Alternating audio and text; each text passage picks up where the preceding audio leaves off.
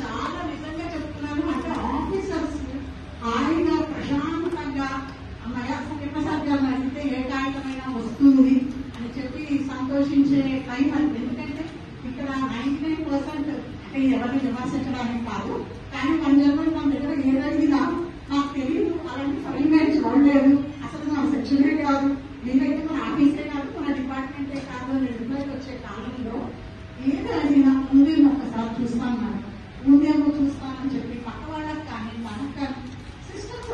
And మీకు ఈ రోజు అంటే నేను ఏదో రిటైర్ అయ్యే వాళ్ళ గురించి గొప్పగా చెప్పాలను అలా కాదు చెప్పేది.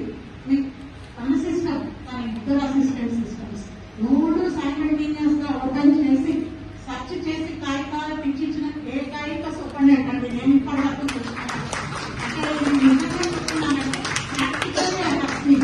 I did not know that man 16 months earlier.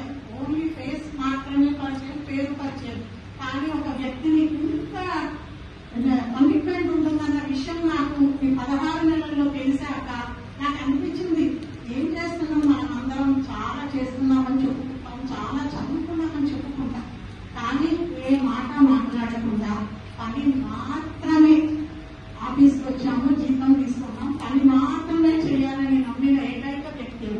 ఇందాక ఎవరో అన్నారు కదా సక్సెసీ పాలసీ రాదు, టీకి రాదు, నిజంగానే. ఎందుకంటే ఎక్కడికి వెళ్తారు, 1 minute సీట్లో లేకపోయినా నేను ఫోన్ చేస్తే వితిన్ 2 minutes క్లీన్ చేస్తుంది.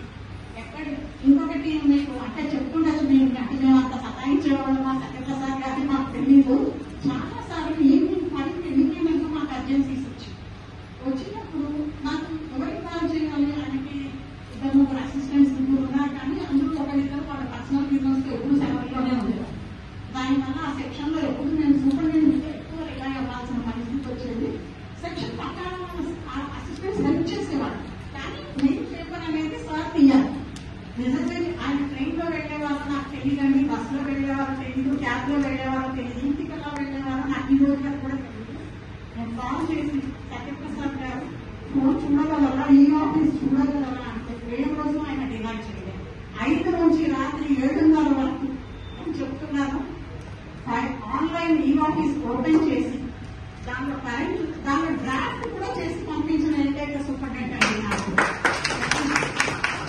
అంటే నేను ఇన్ని నేర్చుకున్నానండి 16 నెలల కాలంలో. నేను అనుకోలేదు అంటే ఒక స్టాఫ్ దగ్గర ఇంత నేర్చుకుందాం అంటే మాకేంటంటే మనం చాలా 20 years 28 years సర్వీస్ చేసేసాం, ఇక మనం చాలా తెలుసు అనే కాలంలో ఇంత కమిట్మెంట్ కూడా ఉంటుందా, నేను ఎట్లా ఇంత చక్కగా చేసి చెప్తున్నానంటే నిలబడి చేసిన రోజులు కూడా ఉన్నాయి. మెట్రో ఏ రోజు కంప్లైంట్ చేయలేదు, చేసి సారీ మేడం నాకు డ్రాఫ్ట్ అంతా చేసి మీకు పంపగలిగాను, కానీ దాన్ని సెట్ చేయడం సెట్ ఫోన్ రావడం లేదు అని చెప్పిన రోజులు అంటే దానికి కూడా నేను సెట్ చేయట్లేదని బాధపడ్డారే తప్ప నేను వర్క్ చేయాల్సి వచ్చింది ఈవినింగ్ తర్వాత ఈ లేట్ అవర్స్ అని కూడా ఎప్పుడూ కంప్లైంట్ చేయలేదు.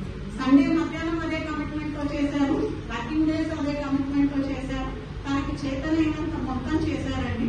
ఈ రోజు వరకు ప్రశాంతంగా మేము ఆ సెక్షన్ చేయగలిగామంటే తన అసిస్టెంట్స్ తో పాటు సత్యప్రసాద్ గారు పడ్డ కష్టం ఎంత ఉందో నాకు చాలా తెలుసు.